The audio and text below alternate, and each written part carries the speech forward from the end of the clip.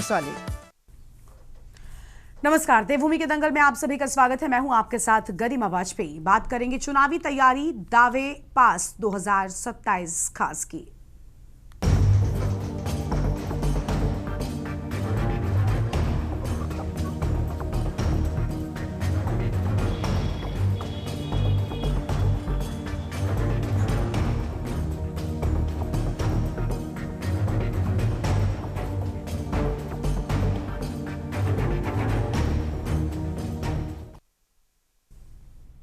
उत्तराखंड की सियासत अब पूरी तरीके से मिशन 2027 के रंग में रंग चुकी है। विधानसभा चुनाव में अभी वक्त है, लेकिन सभी दल अपनी चुनावी जमीन मजबूत करने के लिए नई रणनीतियों के साथ मैदान में उतर चुके हैं। भारतीय जनता पार्टी अब तक सरकार की उपलब्धियों और विकास कार्यों के दम पर सत्ता में वापसी का दावा कर रही थी, लेकिन अब पार्टी ने रणनीति बदली है और अब राष्ट्रीय स्वयंसेवक संघ के मार्गदर्शन में भाजपा संगठन को बूथ स्तर तक मजबूत करने में जुटी है।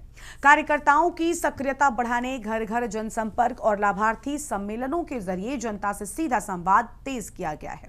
वहीं कांग्रेस भी आक्रामक मोड में है। परिवर्तन संकल्प अभियान के तहत कांग्रेस नेता प्रदेश भर में दौरे कर रहे हैं। महंगाई, बेरोजगारी, भ्रष्टाचार और सरकार की कथित विफलताओं को मुद्दा बनाकर जनता के बीच जा रहे हैं। बड़ी जीत के दावों के साथ ही कांग्रेस नेताओं के बयान भी तेज हो गए हैं। पार्टी का यह मानना है कि जनता बदलाव चाहती है और 2027 में कांग्रेस की वापसी तय है। इधर क्षेत्रीय दल यूकेडी ने मुकाबले को नया मोड़ दे दिया है। संकल्प नए उत्तराखंड नीति दस्तावेज जारी कर उत्तराखंड क्रांति दल ने 70 विधानसभा सीटों पर अकेले चुनाव लड़ने का ऐलान किया है। राज्य आंदोलनकारियों का सम्मान और संसाधनों पर स्थानीय अधिकार यूकेडी का मुख्य मुद्दा बना है। तैयारियों और दावों से साफ है कि मिशन 2027 दिलचस्प होगा, लेकिन इन तैयारियों के बीच सियासी बयानबाजी भी देखने को मिलने लगी है। आज इसी मुद्दे पर हम विस्तार से करेंगे चर्चा खास मेहमानों के साथ, लेकिन उससे पहले आपको दिखाएंगे एक स्पेशल रिपोर्ट। उत्तराखंड में सियासी सरगर्मी अब पूरी तरह से मिशन 2027 पर केंद्रित हो गई है। वो तमाम राजनीतिक दलों ने अपनी रणनीति तेज कर दी है। आगामी विधानसभा चुनाव को लेकर बीजेपी ने चुनावी बोर्ड में एंट्री कर ली है। बीते दिनों देहरादून स्थित संघ कार्यालय में राष्ट्रीय संगठन महामंत्री बीएल संतोष की अध्यक्षता में बीजेपी और संघ के वरिष्ठ पदाधिकारियों की उच्च स्तरीय समन्वय बैठक हुई। सूत्रों के मुताबिक बैठक में संगठन को चुनावी बोर्ड में लाने, कार्यकर्ताओं की सक्रियता बढ़ाने और हर बूथ तक नेटवर्क मजबूत करने पर विशेष जोर दिया गया, जिसके बाद आरएसएस के मार्गदर्शन में भाजपा अब आगे की रणनीति पर काम करेगी।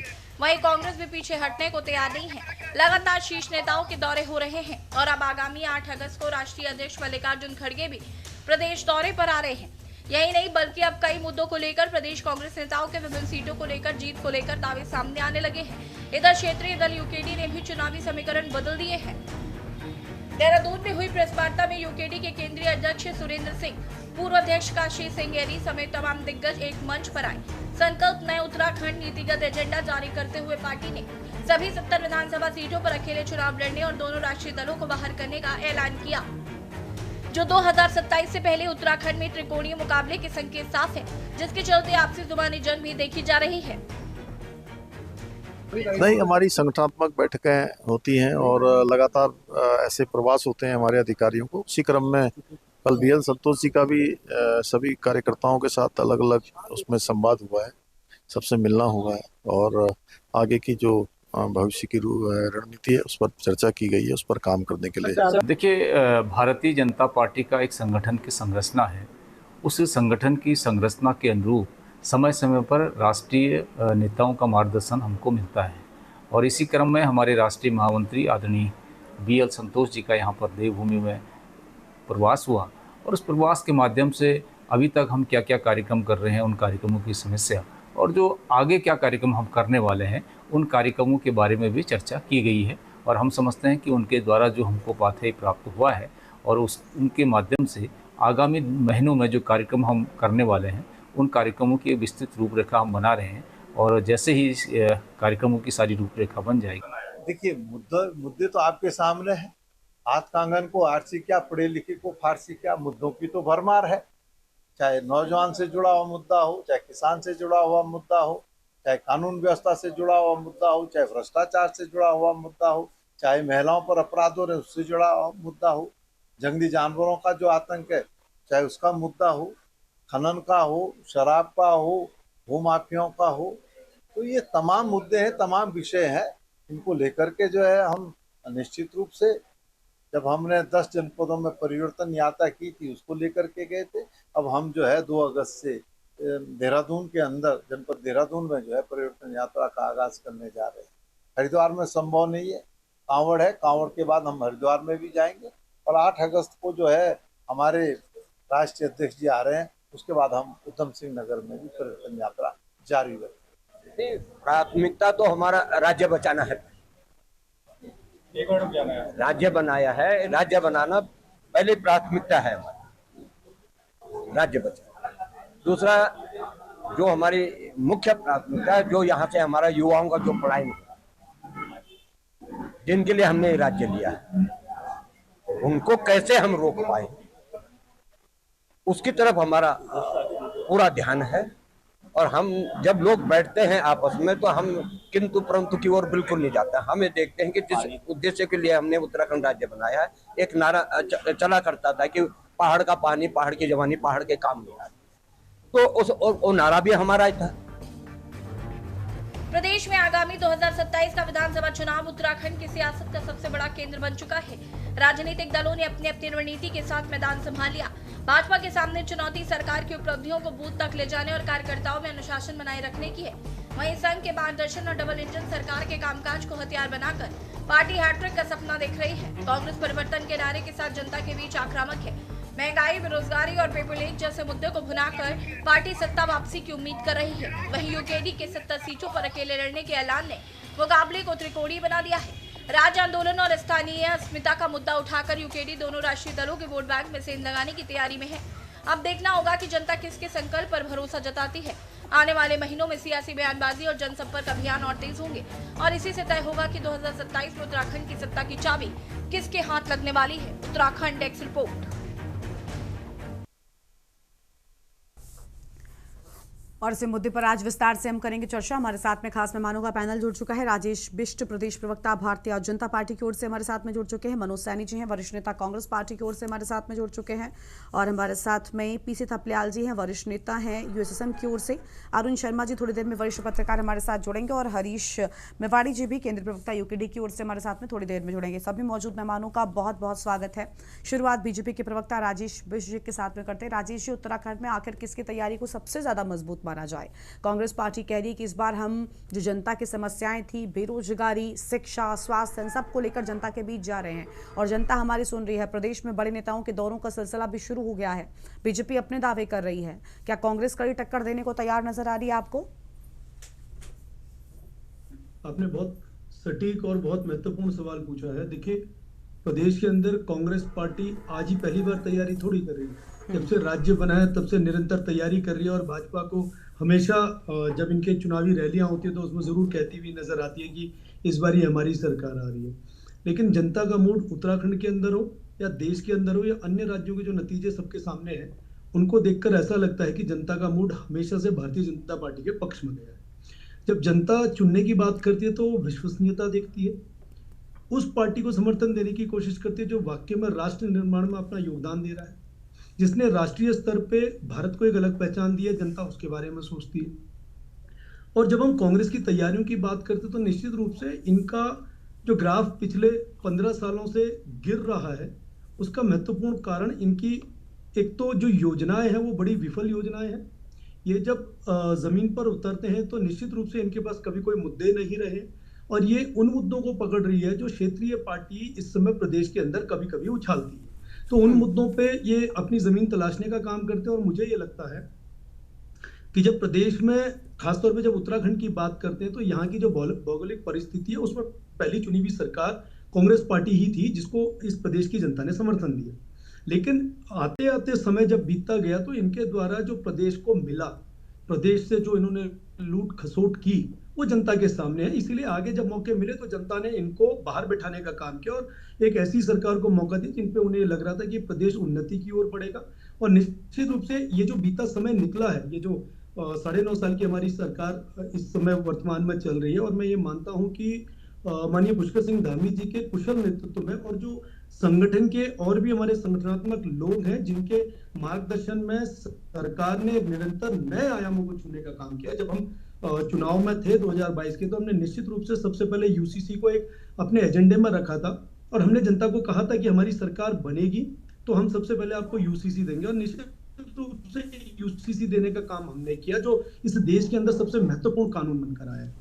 जब हम अपने प्रदेश के युवाओं की बात करते हैं तो पूरे प्रदेश को ये ज्ञात भी, और निरंतर पुष्कर सिंह धामी जी ने अपने सीएम आवास से, सेवक सदन से, मुख्य सेवक सदन से जितने हमारे जो लोग जो परीक्षाओं में बैठे थे, जिनको उनकी मेहनत के हिसाब से चयनित हुए, उन बच्चों को वहां पे अपॉइंटमेंट लेटर्स अपने हाथ से दिए, जिनकी संख्या आज की डेट में अगर हम देखें तो 32,000 पार है। जब हम स्वरोजगार की बात करते हैं तो प्रदेश के अंदर भारतीय जनता पार्टी ने बड़े कम समय में स्वरोजगार के इतने नए नए आयामों को छूने का काम किया, जिसमें प्रदेश के अंदर मत्स्य पालन, पशुपालन, मधुमक्खी पालन, इसके अलावा होम स्टे जैसे प्रोजेक्ट्स, इसके अलावा टूरिज्म जैसे प्रोजेक्ट्स, जिनको प्रदेश का युवा इस प्रदेश पर रहकर नौकरी ना करने वाला होकर नौकरी देने वाला बने, ऐसे नए नए योजनाओं को जनता के बीच में, और बड़ी सब्सिडी वाले लोन, अगर मैं ये कहूं कि 20% से लेके 50% तक सरकार ने इन योजनाओं के तहत हमारे युवाओं को सब्सिडी दी है, जिससे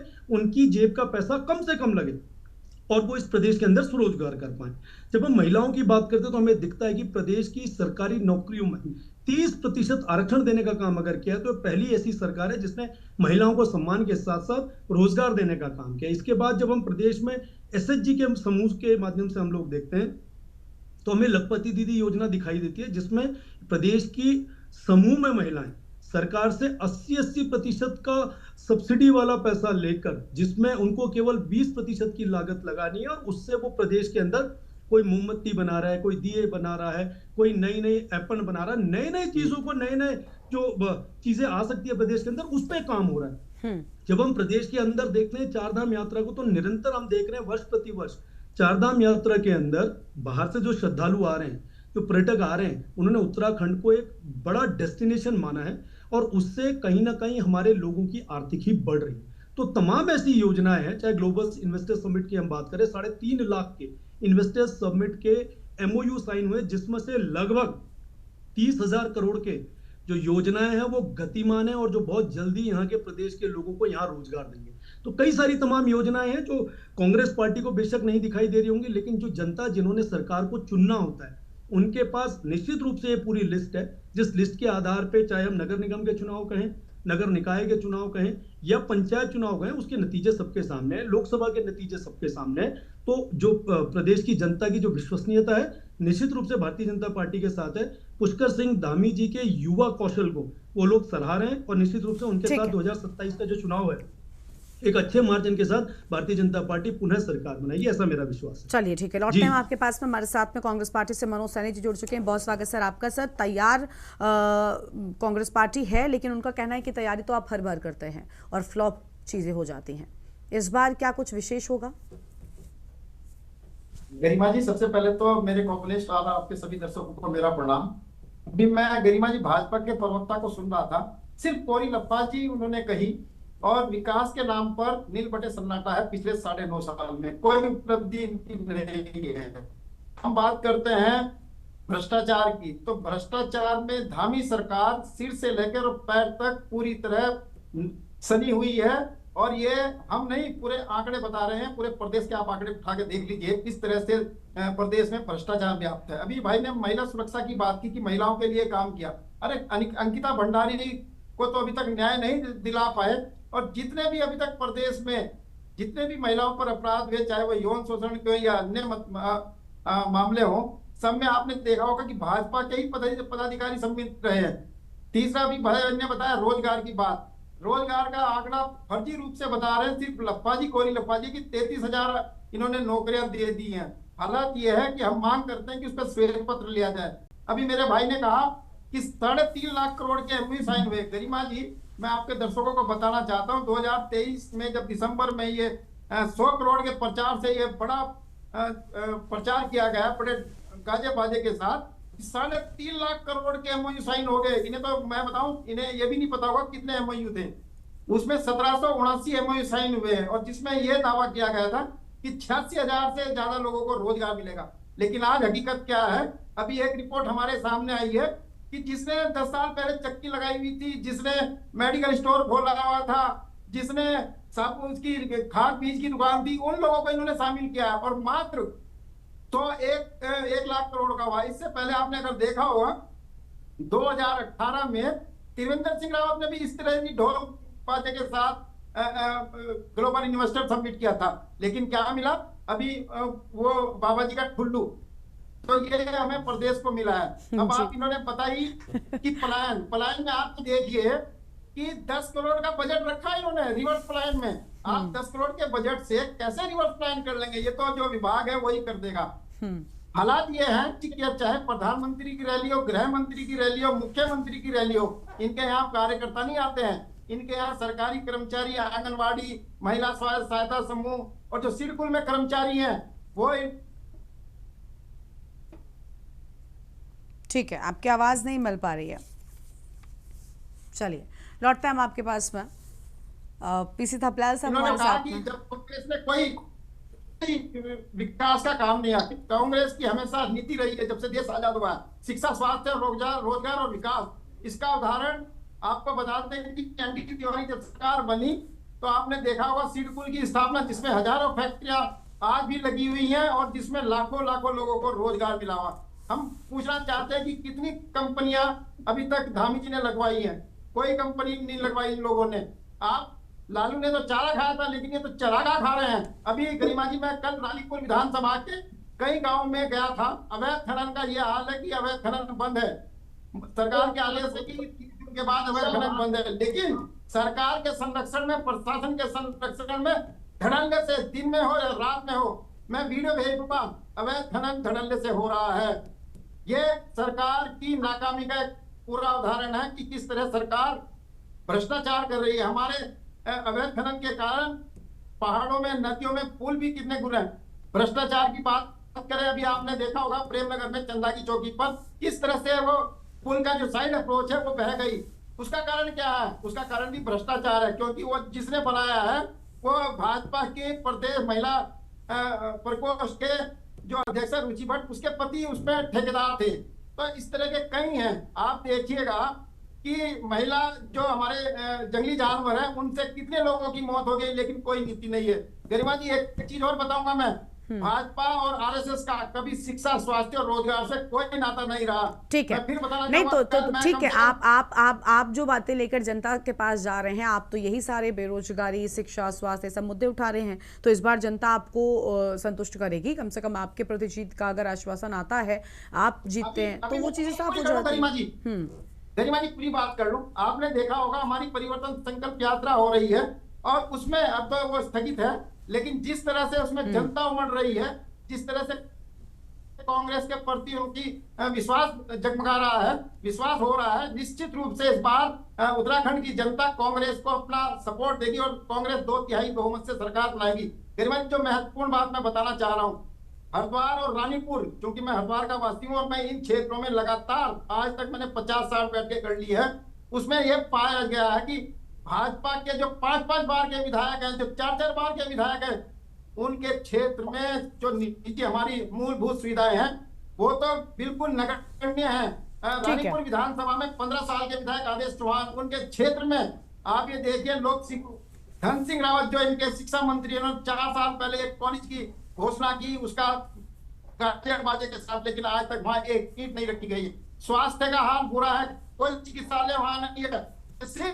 ये सिर्फ हिंदू, मुस्लिम, यूसीसी और शमशान, कब्रिस्तान, लव जिहाद, फूक जिहाद, इनमें ही जनता को उलझाए रखना चाहते हैं। जनता अब इन जुमलेबाजों को समझ चुकी है और आपने देखा होगा कि जंतर मंतर पर जिस तरह से आज के जैन जी ने जो इनके मोदी और शाह हैं उनको घर में बंधक बना के रख दिया। 10 दिन हो गए, चलिए तो बाहर दिखाई नहीं दे रहे हैं। चलिए ठीक है सर, ठीक है, आपकी बात आ गई, आप मुद्दे से भटक रहे हैं। ठीक है, मैं लौटूंगी आपके पास में और मेहमान हमारे साथ में जुड़ चुके पीछे थपलियाल साहब हैं, वरिष्ठ नेता यूएसएसएम की ओर से, उनका रुख कर लेंगे, फिर हरीश जी के पास जाएंगे।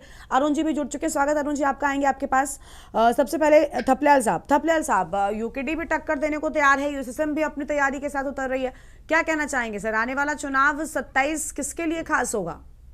देखो, एक तो हमारे सामने स्पष्ट रूप से ये है कि आज की राजनीति जो है ये व्यवसाय बन चुकी है और जो दल हैं वो जैसे कंपनियां काम करती हैं, बिजनेस कंपनियां, जैसे मॉल होता है, शॉपिंग मॉल, इस तरह से कंपनियों का वर्किंग हो गया है।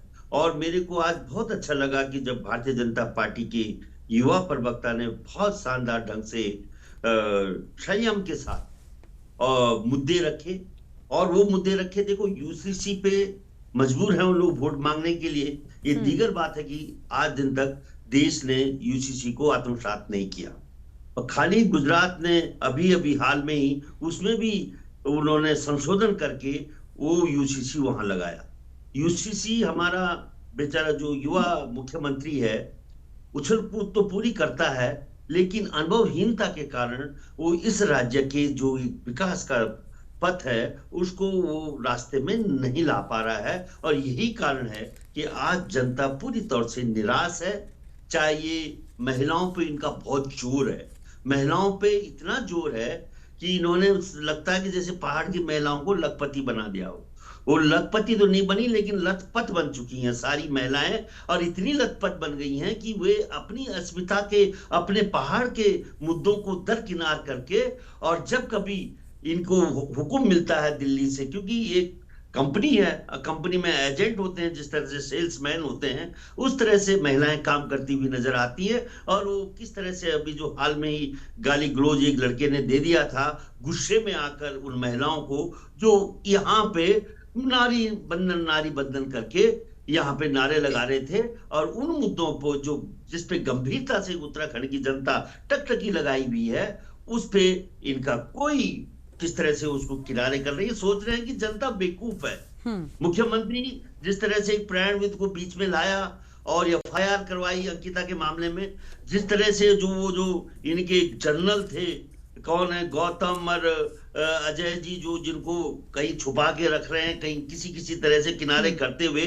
अब कोई संतोष और मंतोष जो भी आ रहे हैं यहाँ पे, लेकिन ऐसा लग रहा है मेरे को जिस तरह से कि जो उत्तराखंड एक बुद्धिजीवियों का प्रदेश है, उनको कब तक ही बेवकूफ बनाएंगे, मेरी समझ से परे है। क्योंकि जो स्थिति है, जो प्लान हो रहा है, जिस तरह से उत्तराखंड कर्ज के वो ले डूबता जा रहा है, इतना ज्यादा कर्ज हो चुका है कि कोई भी सरकार का भी आएगी तो उसको बिना केंद्र की मदद से ये राज्य चलाना असंभव सा लग रहा है।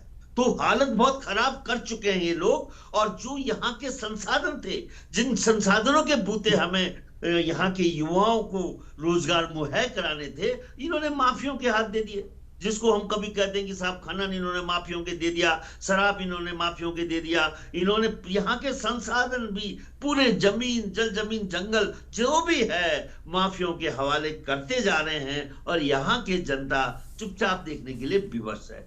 इन्होंने पूरी जनता को उत्तराखंड की डिवाइड कर दिया है, इसलिए ये बड़ी मजबूती के साथ आज हमारे सामने दिख रहे हैं।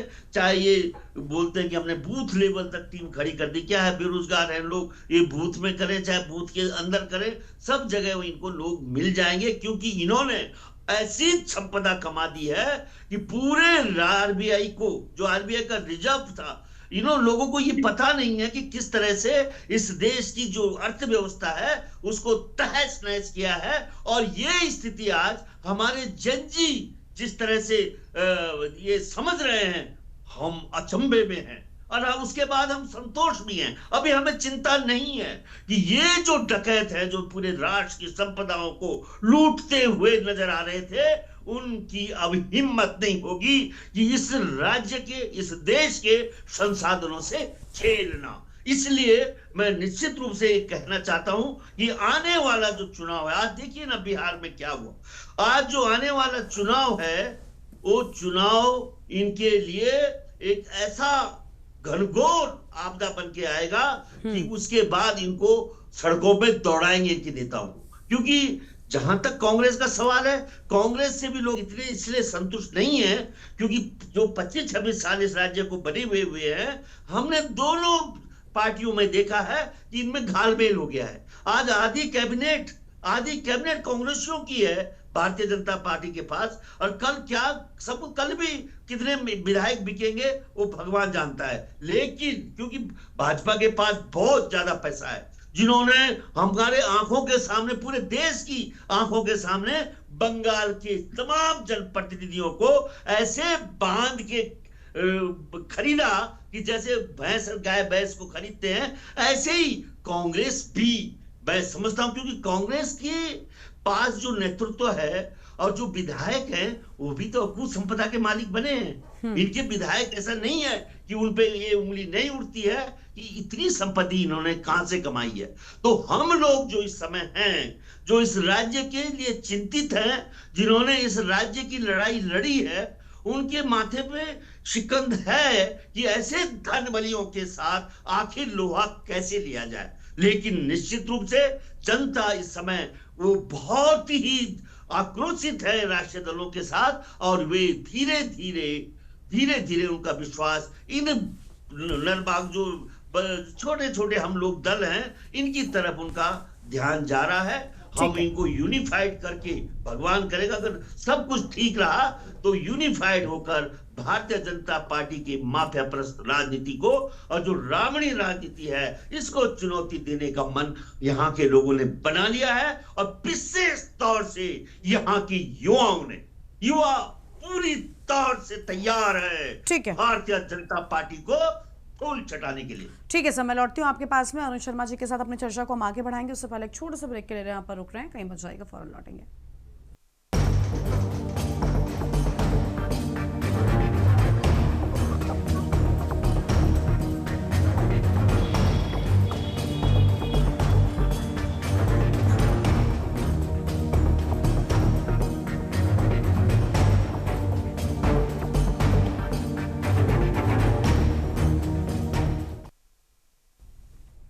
ब्रेक के बाद देवभूमि के दंगल में आप सभी का स्वागत है। खास मेहमान हमारे साथ में लगातार बने हुए हैं। अरुण शर्मा जी हैं, वरिष्ठ पत्रकार हैं। बहुत स्वागत है अरुण जी आपका। अरुण जी, 27 का चुनाव आखिर किसके लिए खास होने वाला है?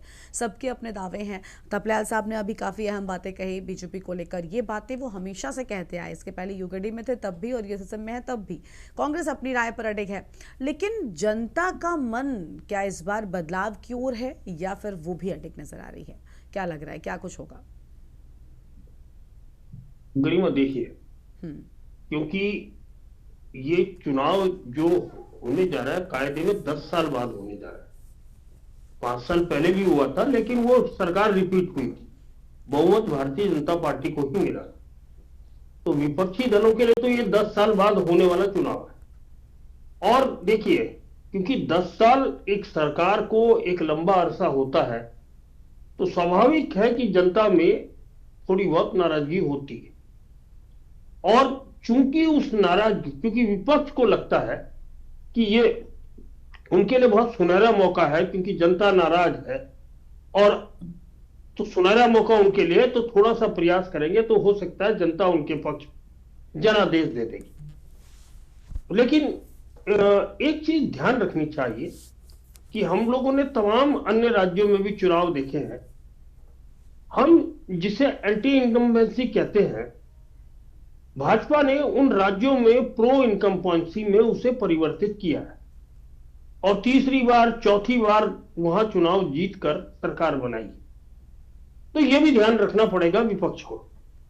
निश्चित तौर पर मनोज भाई इस चीज से आसान्वित होंगे, क्योंकि वो खुद बहुत बड़े दावेदार हैं कांग्रेस की तरफ से, कि वो उनको ये लगता है कि वो जो घूम रहे हैं। देखिए, आज की तारीख में जनता मुंह देखी बात करती है। जनता जिस नेता को देखती है उसके पक्ष में बात करना शुरू कर देती है। और यह अनुभव तमाम लोगों को है जिन्होंने पिछले चुनाव लड़ाए, उन सबको यह अनुभव है कि जब जनता के पास कोई जाता है तो जिस पार्टी का नेता जाता है जनता उसी की बात शुरू कर देती है। वो जनता नेता को था नहीं लेने देती कि आखिर उसके मन में क्या है। और इसीलिए बड़ा झटका लगता है जब चुनाव परिणाम आते हैं कि हम तो यहां सोच रहे थे कि ये अब की बार भाजपा हार जाएगी, लेकिन ये दोबारा जीत गई। इसका मतलब ये नहीं है कि भाजपा कोई अमृत पी के आई है, लेकिन वहां केवल एक पक्ष में उनके नतीजा जाता है कि वहां संगठन बहुत मजबूत है एक, और दूसरी तरह संगठन के अलग अलग जो वर्गों का काम है वो अलग अलग वर्गों के बीच में लगातार हो रहा है। और हाल के दिन में जैसे बीएल संतोष ने संघ की और सरकार के बैठक ली है, निश्चित तौर पर देखिए बीएल संतोष राष्ट्रीय महामंत्री संगठन, और निश्चित तौर पर उनको ये जिम्मेदारी दी गई होगी, तभी वो यहाँ आए। तो उनकी तैयारी तो पहले से शुरू हो जाती है। कांग्रेस अब तक पिछले 4 साल में संगठन नहीं दे पाई है। अब आप किन किन सिपाहियों की बूते चुनाव लड़ेंगे? कौन सेनापति है? चलिए वहां तो गणेश गोदियाल है, लेकिन सेनापति के भी तो हाथ होते हैं। वो कौन है? वो आप 4 साल पहले, जब गणेश गोदियाल पहले अध्यक्ष थे, उस टाइम की टीम से काम चल रहा है। तो ये दोनों चीजों में अंतर है। और देखिए, बाकी जो क्षेत्रीय पार्टियां हैं उनके बारे में मैं इतना ही कहना चाहूंगा कि अगर ये लोग आपस में मिलकर चुनाव लड़ ली तो हो सकता है ये कुछ फर्क डाल पाए, लेकिन अपनी अपनी ढपली अपना अपना राग बजाते रहेंगे तो जो स्थिति आज है वही कल रहेगी। नहीं तो आपको लग रहा है कि इन क्षेत्रीय दलों में कोई एकता आएगी? क्योंकि ये कई ऐसे दल हैं जो तो ना तो कांग्रेस के साथ खड़े होते दिखाई देते, ना ही बीजेपी, दोनों से ही अपने अपने मतभेद हैं। तो फिर ऐसे मामले में एकता क्या संभव है? नहीं, मैं कांग्रेस बीजेपी की बात ही नहीं कर रहा हूँ गरिमा। मैं ये कह रहा हूँ कि जैसे ये छोटे छोटे दल है, अगर ये आपस में समझौता कर लेते हैं। नहीं, मैं भी वही कह रही थी, लेकिन है क्या कि आपस में समझौते को लेकर भी हमने एक बार चर्चा की तो उसमें ये हुआ, जैसे राष्ट्रीय रीजनल पार्टी ने कहा कि नहीं, हम नहीं चाहते कि कोई भी जो एक नया दल आया सिर्फ नेतागिरी के लिए, अगर आप चाहें कि हम आपको साथ दे देंगे तो नहीं लेंगे। उन तीनों में भी कम से कम अगर हम 3 नाम ही ले रहे हैं, यूकेडी, यूएसएसएम, राष्ट्रीय रीजनल पार्टी, इन सब में भी क्या एकता संभव आपको नजर आती है? नहीं, हो सकता है। देखिए, मिनिमम प्रोग्राम में हो सकता है, तो अगर मिनिमम कॉमन प्रोग्राम ये बना के चले उसमें हो सकता है, और तभी इनकी ताकत मजबूत होगी, वरना इनकी कोई हैसियत नहीं है आज की तारीख में। ये भले ही कितने बड़े बड़े दावे कर ले, लेकिन मुझे पता है कि जब प्रदर्शन होते हैं तो कितने लोग, इनके मुट्ठी भर लोग खड़े होते हैं, तो वही स्थिति होती है। ठीक है, तो अगर ये आपस में कर ले 3-4 पार्टियां हैं तो कोई संभावना बनेगी, वरना कोई संभावना नहीं। ठीक है, चलिए मैं लौटती हूँ आपके पास में। हरीश मेवाड़ी जी, केंद्रीय प्रवक्ता यूकेडी की ओर से, बहुत स्वागत सर आपका। हरीश जी, यूकेडी, यूएसएसएम, ये क्षेत्रीय दल क्या एक हो सकते हैं? क्योंकि क्षेत्रीय दलों को अगर आना है तो इसमें तो कोई दो राय नहीं है कि बहुत मजबूत अपने आप को विकल्प के तौर पर तैयार करना होगा। हाँ बताइए हरीश जी। जी देखिए, मैं स्पष्ट कर देना चाह रहा हूँ कि उत्तराखंड क्रांति दल किसी भी पार्टी के साथ, किसी भी राष्ट्रीय पार्टी के साथ और किसी भी क्षेत्रीय पार्टी के साथ कोई भी समझौता करने वाला नहीं है। हम लोग अपनी 70 की 70 सीटों पर चुनाव लड़ रहे हैं। और बात रही भाजपा की, तो भाजपा का जितना अहंकार हो गया, इनका ये अहंकार रूपी गुब्बारा बहुत जल्दी फूटने वाला है। मेरे कांग्रेस के भाई पूछ रहे थे यहाँ पर कि लखपति दीदी योजना इनकी कहाँ चल रही है। आप बताइए ना, हमारे उत्तराखंड की कितनी महिलाएं लखपति हैं?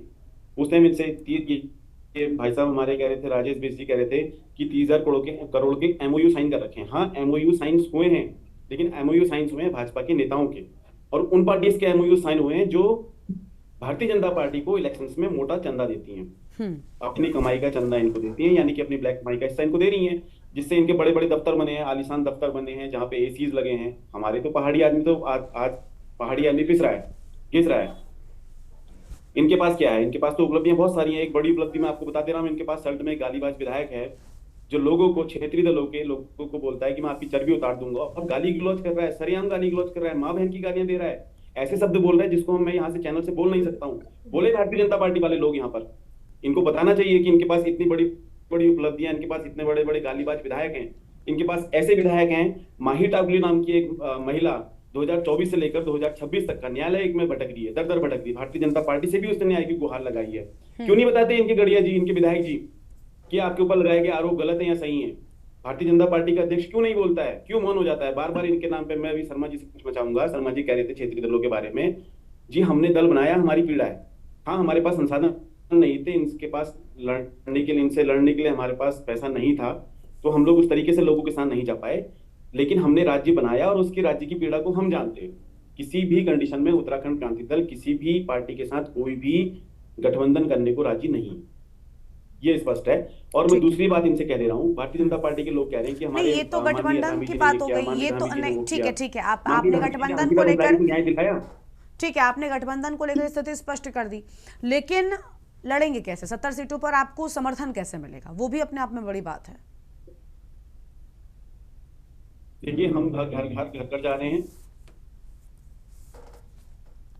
लोगों से मिल रहे हैं, लोगों के साथ चर्चाएं कर रहे हैं। हाँ, हमारे पास तंत्र नहीं है, इनकी जितना बड़ा तंत्र नहीं है, इनकी तरह हमारे पास भ्रष्टाचार से कमाया हुआ काला पैसा नहीं है जिससे कि हम लोगों को खरीद सकें। इनके जैसे विधायक हमारे पास नहीं है। हमारे पास सीधे साधे विधायक हैं, सिंगाड़ी जी जैसे विधायक हैं, जंतवाल जी जैसे विधायक हैं, पुष्पेश त्रिपाठी जी जैसे विधायक हैं। इनके जैसा गाड़ा कमाई या काला धन लिए भी विधायक हमारे पास नहीं है, क्योंकि पहाड़ की सीधी सादी भोली जनता को बेवकूफ बना करके ढोलक, चिमटा, साड़ी, कुकर दे करके आप उनको वोटों में बदलना चाहते हैं, या लास्ट में चुनाव में आप उसको अंतिम दिवस में वहां पर दारू में बांट देंगे, दारू की गंगाएं बहा देंगे। ऐसा उत्तराखंड क्रांति दल नहीं करने वाला, ना ऐसे हमारे कोई विचार है। और स्पष्ट कहना चाह रहा हूं कि हमारे कुछ मेन मुद्दे हैं।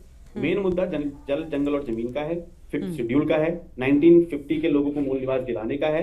हम उन हकों पर लड़े हैं और हम अपने लोगों तक इस चीज को पहुंचा रहे हैं और युवा हमारा जाग रहा है। देखिए, उत्तराखंड क्रांति दल ही नहीं, पूरा उत्तराखंड आपको बताना चाह रहा है कि उत्तराखंड जेनजी है। आप बोलते हैं ना जेनजी, 2000 में पैदा हुए लोग जेनजी हैं। उत्तराखंड तो 2000 में बना, आज उत्तराखंड को जेनजी होना चाहिए। देखा ना, जेनजी ने जंतर मंतर बदल दिया।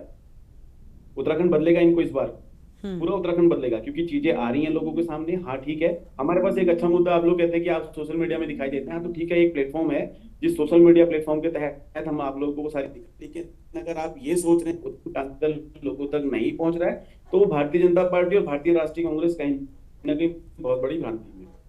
ठीक है, चलिए मैं लौटती हूँ आपके पास में, और मेहमान है हमारे साथ में, उनका रुख करेंगे। राजेश बिश्री, यूकेडी भी इस बार पूरी तैयारी के साथ सभी 70 सीटों पर चुनाव लड़ने को तैयार है।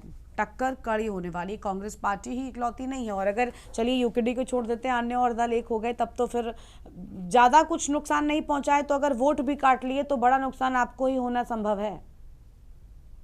गरिमा जी, देखिए, 2-3 तरह की बातें निकल कर आई, और प्रमुख बात ये निकल कर आई कि हमारे कुछ साथी यहाँ पे दावे ठोक रहे हैं कि 2/3 बहुमत के साथ हम सरकार बना रहे हैं। देखिए, 2/3 बहुमत का मतलब मैं ये मान के चल रहा हूँ कि लगभग 46 से 48 सीटें इन्हें मिल रही है, 22 हमें मिल रही है, तो यूकेडी को तो वॉक ओवर दे देना चाहिए। वो खामगाई 70 सीटों का दावा कर रही है, तो उनको परेशान कर रहे हैं ये, और उनके तरफ से अगर ये ऐसे दावे कर रहे हैं तो मेरे को लगता है कि कोरा सफेद झूठ होगा जनता के बीच में, जो यहाँ से संदेश जा रहा हो। दूसरी बात ये कहते हैं कि भाई लालू ने तो चारा खाया, ये मान रहे हैं कि इनकी अलायंस ने चारा खाया, चारे का घोटाला करा, ये एडमिट कर रहे हैं आपके चैनल के माध्यम से।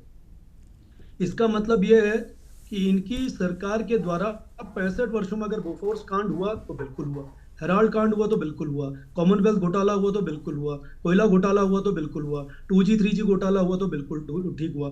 तो ये जितना DLF लैंड घोटाला, भर्ती के बदले जमीन देना, ये सारी चीजें अगर हुई हैं तो इसका मतलब ये स्वीकार कर रहे हैं कि इनके द्वारा तमाम ऐसे घोटाले इस देश को दिए गए, इस जनता को दिए गए। ये कहते हैं महिलाओं के लिए क्या किया, हम ये कहते हैं महिलाओं के लिए क्या किया। ये प्रदेश की महिलाएं जब वोट कास्ट करेंगी तो वो देखेंगी वहां पे कि कमल का निशान कहां है, वो ढूंढती हैं उस पे कि कमल का निशान कहां है और कमल को वोट देना है, क्योंकि कमल ने क्या दिया वो जनता जानती है। ये कहते हैं कि हमारी सरकार ने पिछले 9-9.5 सालों में कोई काम नहीं किया। हम ये कहते हैं आपके 12 से 13 विधायक रहे, अभी आपके 17 से 18 विधायक हैं, हर विधायक को 5 करोड़ की निधि मिलती है। छोटा सा उदाहरण, जो श्वेत पत्र आप हमसे मांग रहे हैं वो आधिकारिक रूप से वेबसाइट पे उपलब्ध है, लेकिन आपके 18 विधायकों की उपलब्धि आप इस चैनल के माध्यम से राष्ट्र को बताइए ना। आपके विधायकों ने 60 करोड़ का क्या किया है, 120 करोड़ का क्या किया, आप बताओ ना भाई, हमें पता तो चलना चाहिए कि हम कहते हैं हम कुछ नहीं कर रहे हैं, आप कुछ कर रहे हो, वो कहां है। आप ये तो कहो, अपने एक विधायक की उपलब्धि तो बताओ कि आपका विधायक लोहाघाट में, तो विधायक ने 5 वर्षों में ये काम किया। आपका विधायक धारचूला में, तो आपके विधायक ने काम किया। आपका विधायक अगर चक्रोतो में, तो उस विधायक ने काम किया। वो श्वेत पत्र आप तो दो भाई, हमें जनता नहीं चुन रही, आप 10 कारण बता रहे हो। आपको जनता क्यों चुनेगी, उसका एक कारण बताओ आप। तो आपके पास कोई समाधान नहीं है, आप जमीन पर नहीं है, आप उन मुद्दों को उठाना चाह रहे हैं। तो देखिए, आपको जनता क्यों ना चुने, इसके 10 कारण बताने का क्या मतलब है कि वो 10 काम ये करके दिखाएंगे, यही तो मतलब होता है। गरिमा जी, वो करने का मतलब सिर्फ इतना है, मैं उस बात को इस तरह से कहना चाहता हूँ। हमारी सरकार है, हम सत्ता में, हमारे विधायक जाते हैं, सरकार पूरे प्रदेश के अंदर 70 विधानसभाओं में पूरा समग्र विकास करने का प्रयास करती है। वो वहां पे फर्क नहीं करती कि कांग्रेस का विधायक है या बीजेपी का विधायक है। मैं ये कहना चाहता हूं, जो भी हमारे विपक्षी दल हैं उसमें सिर्फ कांग्रेस है। कांग्रेस के 18 विधायक इस समय प्रदेश के अंदर है। 18 विधायक अपने 4-4.5 साल की उपलब्धि तो पेश कर सकते हैं। भाई मैंने 5 करोड़ से इतना काम इस विधानसभा की जनता के लिए इस प्रकार से किया। हमें समझ तो आएगा कि ये कहते हैं सरकार कुछ नहीं कर रही, लेकिन इनके विधायक कभी नहीं कहते। इनके विधायकों ने कभी किसी मंच पे आकर ये कभी नहीं कहा कि हमारे द्वारा या सरकार के द्वारा कोई काम नहीं किया गया है। इसका मतलब है कि ये राजनीतिक एजेंडा है इनका, ये चलाते रहते हैं, जिसकी वजह से ये विफल हो रहे हैं। तो मुद्दों से राजनीति होगी, मुद्दों से जनता वोट देगी और मुद्दों से ही जनता सरकार बनाएगी। तो निश्चित रूप से भारतीय जनता पार्टी जो काम कर रही है वो एजेंडे में है, वो रिकॉर्ड में है, वो पारदर्शिता से सबके सामने है। हमने काम किया, हमें सरकार जनता मौका देगी कि हम पुनः सरकार बनाएंगे। इनकी विफलता इनके साथ है, चाहे वो राष्ट्रीय स्तर पे हो, प्रदेश स्तर पे हो, ये हर जगह विफल रहे। लेकिन हाँ, ये क्रेडिट लेने के लिए जरूर भीड़ का हिस्सा बन जाते हैं, वो भी जनता समझती है। जैसे हमारे आदरणीय अभी शर्मा जी ने कहा कि जब ये कोई आंदोलन करते हैं, जिस प्रकार से हम पे आरोप लगा रहे, अभी इन्होंने आरोप लगाया कि नंदा की चौकी पे जो महिला अध्यक्ष हैं उनके पति के द्वारा ठेकेदारी में काम किया। अरे आप हर जगह मोर्चा खोलते हो, वहां क्यों नहीं मोर्चा खोला आपने? अगर आपकी बात में जरा भी सत्य था, आप सड़कों पे क्यों नहीं उतरे भाई? आप बताओ ना, आपके पास इतनी सटीक जानकारी है, केस दर्ज कराओ ना। क्यों नहीं आप उन पे मामला दर्ज कराने के लिए जा रहे हो? क्यों आप वहां पे जाके ये कहने को तैयार नहीं हो भैया आपने कहा? मंच पे बोलना और रिकॉर्ड में बोलना दो अलग चीजें हो जाती हैं। इसलिए छोटी और ऊंची राजनीति कांग्रेस को पीछे धकेली और आगे भी पीछे धकेली, ऐसा मेरा समझना है गरिमा जी।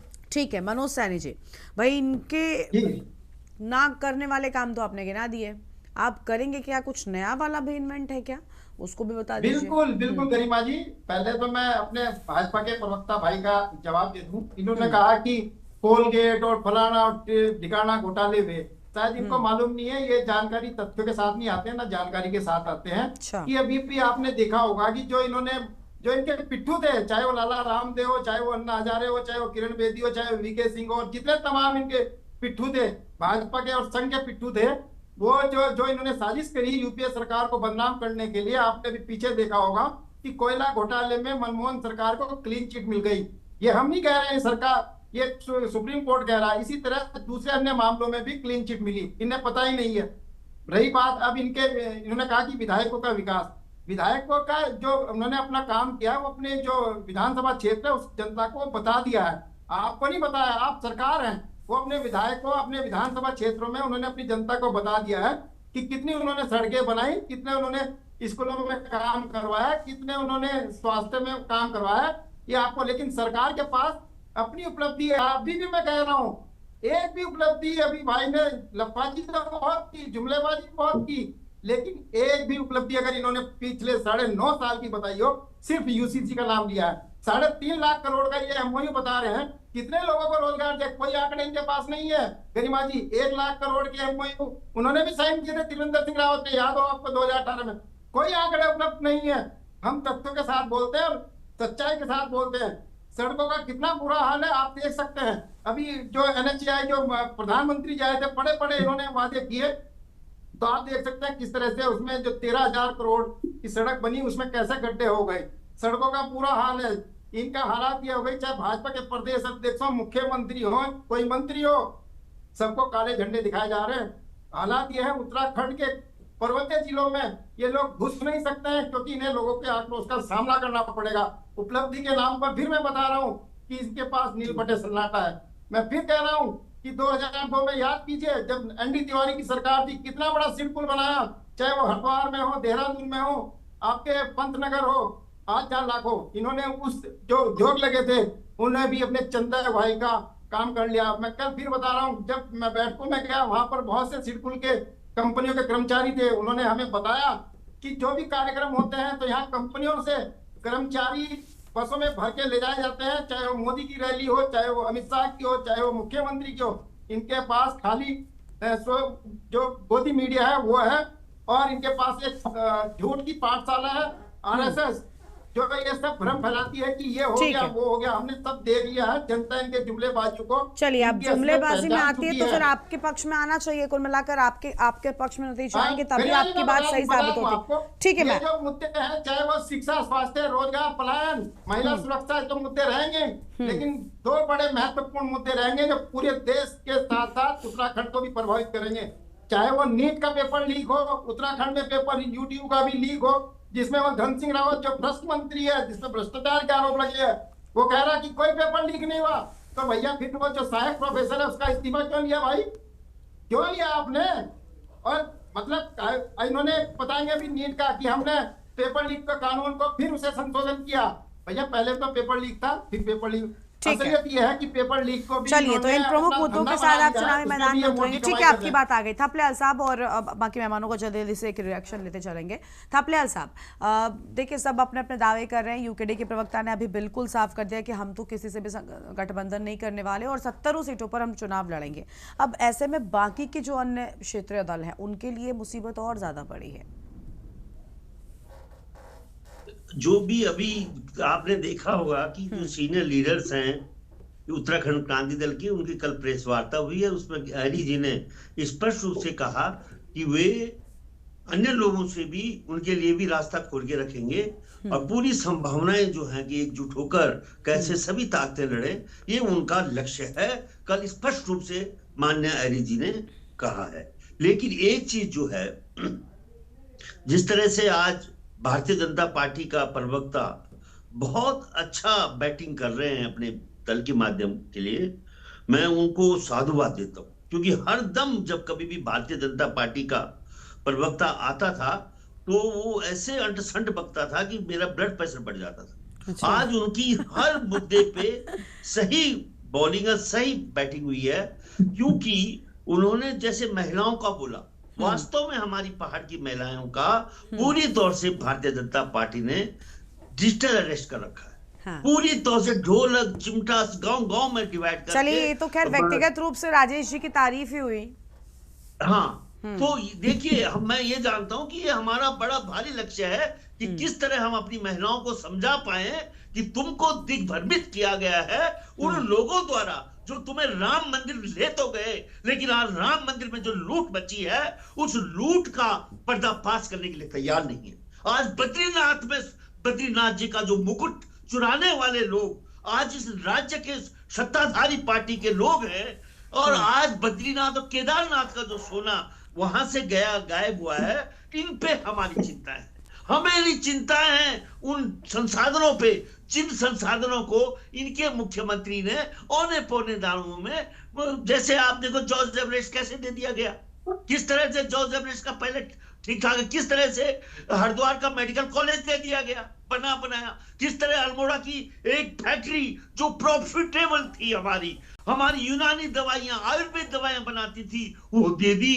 उसके बाद इन्होंने डाक पत्र में जो जमीन दी है, तो राजेश अपना पार्टी का उन पॉइंट को तो बोल रहा है, लेकिन इन चीजों से अनभिज्ञ है जिस तरह से इस राज्य को ये मुख्यमंत्री बेच रहा है। इसलिए हम आक्रोशित हैं। हम आक्रोशित हैं अपने बच्चों के भविष्य के लिए कि हमारे भविष्य रोजगार नहीं है। ये है मैडम बात। ठीक उन्होंने बोला साहब, हमने मत्स्य पालन बोला, हमने पर्यटन के मामले में दरवाजे खोले युवाओं के, लेकिन इन्होंने ये नहीं बताया कि एक हमारी ले दे के फौज थी और उस फौज के दरवाजे बंद किए इन्होंने अग्निपथ के माध्यम से, उसकी हमें चिंता है। ये जो चिंता है, जिस तरह से भारतीय जनता पार्टी का वरिष्ठ नेतृत्व हमारी पीठ पे चुर्रा भोगते हुए हमें पूरी तौर से चौराहे में नंगा खड़ा कर रखा है, बेरोजगार करके करा है, हमारे संसाधनों से बन्ने लोगों के हाथों में सौंपे जा रहे हैं। इन चिंताओं से हम बहुत, आपने देखा होगा कि अभी जो ये बांध है, उधर दूसरी तरफ जो हिमाचल वाला मुख्यमंत्री किस तरह से एक पैसा नहीं दिया और हमारा मुख्यमंत्री सरेंडर कर गया, और यहाँ गृह मंत्री आकर बोलता है कि इसका पानी मैं 6 राज्यों में दूंगा। तो ये जो चीजें जो हमारे जो उत्तर प्रदेश पुनर्गठन विधेयक में बिल्कुल ये था कि 6 राज्य नहीं होंगे हमारे पानी के हकदार, क्यों होंगे, लेकिन हमारे सामने 6 राज्यों का हकदार बना दिया इस गृह मंत्री ने। ये चिंता, हमें बहुत बड़ी लड़ाई लड़नी है। आज हमारा वो टिहरी डैम जो हजार युवाओं को रोजगार दे सकता था, आज वो माफियाओं के हाथ में सौंप दिया। ये बड़ी चिंता है मैडम, बहुत बड़ी लड़ाई हमें लड़नी है। और जो ये विधायक का है, जो सत्ता है, ये हम इसको बहुत बड़ा नहीं मानते। हम हमेशा से इस राज्य के लिए जिस तरह से बचाने के लिए संघर्ष करते रहे। ठीक है थपलियाल साहब, आपकी बात आ गई। जल्दी से हरीश जी कम शब्दों में एक क्या कहना चाहेंगे और उसके बाद अरुण जी का लास्ट रिएक्शन लेंगे। हाँ बोलिए। मैं भारतीय जनता पार्टी की 2 बड़ी उपलब्धियां आपको बताना चाहूंगा। भारतीय जनता पार्टी की उपलब्धियां, जी 2 उपलब्धियां इनकी बहुत बड़ी उपलब्धियां हैं। हाँ। एक कि IMPCL, जिसको अभी प्रकाश सर जिसकी बात कर रहे थे, IMPCL जो हर साल 128 करोड़ का मुनाफा भारत सरकार को देती थी, उस कंपनी को उन्होंने स्काई मैप नाम की एक ऐसी कंपनी को दिया है जो कंपनी ऑलरेडी 400 करोड़ रुपए की घाटे में है। और दूसरा कि आपने श्रीनगर जैसा जो हमारा बहुउद्देशीय एक डैम बनाया गया, वहां पे विद्युत जल परियोजना बनाई गई, उसको आपने अडानी को बेच दिया। तो कैसे ना पूछे भाई, कांग्रेस के लोग सही तो कहते हैं कि आप अडानी के नौकर हैं, अडानी के सेवक हैं। राजेश बिज जी बताएं इसमें, मेरा राजेश बिज जी से सवाल है, आप बताएं उसमें। और मैं एक और सवाल पूछना चाह रहा हूँ, मोदी जी हमारे यहाँ हल्द्वानी में आए थे, आपने बोला कि मैं 2000 करोड़ रुपए की विकास की गंगा हल्द्वानी में बहा के जाऊंगा। विकास की गंगा तो कहीं दिखती है नहीं, दिखती है नहीं हमको। अब वहां पे दिख रहा है तो क्या हुआ, इनका भ्रष्टाचार दिख रहा है। वो 2000 करोड़ रुपए कहाँ आकर चले गए वो कुछ समझ में नहीं आता। इनके मंत्री, इनके नेता माननीय राजनाथ सिंह जी वहां पर आए थे, तो बड़ा एक विशाल टेंट इन लोगों ने लगाया है जिसके लिए करोड़ों रुपए खर्च किए गए। चलिए, मैं समझ गया। मैं शौक तब हो गई थी जब आपने कहा दो बड़ी उपलब्धियां बताएंगे, तो मुझे लगा आप बीजेपी की उपलब्धियां क्यों बताएंगे। ठीक है, मैं समझ गई अब आपकी बात। अरुण शर्मा जी, कुल मिलाकर 27 का दंगल जो है वो दिलचस्प होता हुआ नजर आ रहा है। ये जो 2000 करोड़ रुपए का विकास मोदी जी हमारे माननीय प्रधानमंत्री जी हल्द्वानी के लिए देकर गए थे, अब ये विकास हमको दिखाई देता है। ये विकास दिखता है हमको बरसातों में, जब बरसात होती है तो गाड़ियां वहां डूब जाती है। अच्छा खासा 3-3, 4-4 फुट सड़कों पर पानी जमा हो जाता है। भाई साहब, आपसे ड्रेनेज तो पास किया नहीं जा रहा है एक शहर का, आप उसको महानगर बना रहे हैं और आप कह रहे हैं कि हम विकास कर रहे हैं। ठीक है, आपकी बात आगे से। अरुण शर्मा जी का जल्दी से लास्ट रिएक्शन लेते हैं, क्लोजिंग टाइम है प्लीज। अरुण जी 27 का दंगल जो है ना वो दिलचस्प होता हुआ नजर आ रहा है। सभी दल अपने अपनी मजबूती के बड़े बड़े दावे कर रहे हैं। थपलियाल साहब ने एक उम्मीद जरूर जगाई कि भाई कल प्रेस कॉन्फ्रेंस में ये हुआ है कि हम सबके बारे में सोचेंगे, लेकिन कुल मिलाकर ये सब नुकसान किसको पहुंचाएंगे? अगर थोड़ी थोड़ी मजबूती भी इन दलों को मिलती है तो कुल मिलाकर एक बड़े दल के लिए नुकसान जरूर होगा। ये दोनों ही बड़े दलों के लिए नुकसान तो जरूर होगा। अरुण जी देखिए गरिमा, अभी ये लोग समझ नहीं पा रहे हैं कि मैदानी क्षेत्रों में एक गठबंधन का पूरा मामला तैयार हो गया। अगर आपको चंद्रशेखर आजाद की पार्टी याद हो, ओवैसी की पार्टी याद हो, और अभी कानपुर विधायक उमेश कुमार ने भी एक पार्टी बनाई थी, ये दोनों पार्टी मैदानी क्षेत्रों में गठबंधन करने के लिए तैयार बैठी हुई है। और अगर मैदानी क्षेत्रों में ये पार्टियां गठबंधन करती है तो निश्चित तौर पर ये हमारे पर्वतीय क्षेत्र में बेस जो पार्टियां हैं इनको सोचना पड़ेगा कि अगर ये गंभीरता से इस मामले को नहीं सोचते तो इनकी हालत बहुत बुरी होने वाली है। क्योंकि ये जो मैदानी क्षेत्रों का गठबंधन है ये ज्यादा मजबूत होगा, ओवैसी का, चंद्रशेखर आजाद का और उमेश कुमार का। और अभी पिछले दिनों अगर आपको याद हो, एक ट्रेलर आपने उमेश कुमार और आजाद का देख लिया था। बिल्कुल बिल्कुल, कि जब वो लोग इकट्ठे होकर प्रतापनगर गए थे और पूरे तामझाम के साथ गए थे। तो इसलिए इनको सबको ध्यान रखना पड़ेगा कि एक ताकत और मजबूत हो रही है, खासकर मैदानी क्षेत्रों में, क्योंकि पहाड़ में तो उनका वजूद है नहीं। तो निश्चित तौर पर मैदानी क्षेत्रों में वो भाजपा को भी टक्कर देंगे और कांग्रेस को भी टक्कर देंगे। जी गरिमा, ठीक है सर। तो कुल मिलाकर सभी दलों को सतर्क होने के साथ ही साथ अपने आसपास भी नजर रखनी होगी कि किस तरीके से सभी दल अपने अपनी मेहनत कर रहे हैं और 27 का चुनाव में जनता आखिर इन सब की मेहनत को कितना समझती है, इन सब के कामों को कितना तवज्जो देती है, तो खैर नतीजों के साथ ही साफ हो पाएगा। बहुत शुक्रिया आपसे भी मौजूद मेहमानों को हमारे साथ चर्चा में आने के लिए और अहम बातचीत के लिए। तो 27 का दंगल खास होता जा रहा है क्योंकि अलग अलग दलों की ओर से अपने अलग अलग दावे किए जा रहे हैं, लेकिन दावों में कितनी हकीकत है ये नतीजे ही स्पष्ट कर पाएंगे। देवभूमि के दंगल में इतना ही। देखते रहिए न्यूज़ इंडिया। नमस्कार। गोल्डी मसाले लाए हैं फ्रेश लॉक टेक्नोलॉजी जो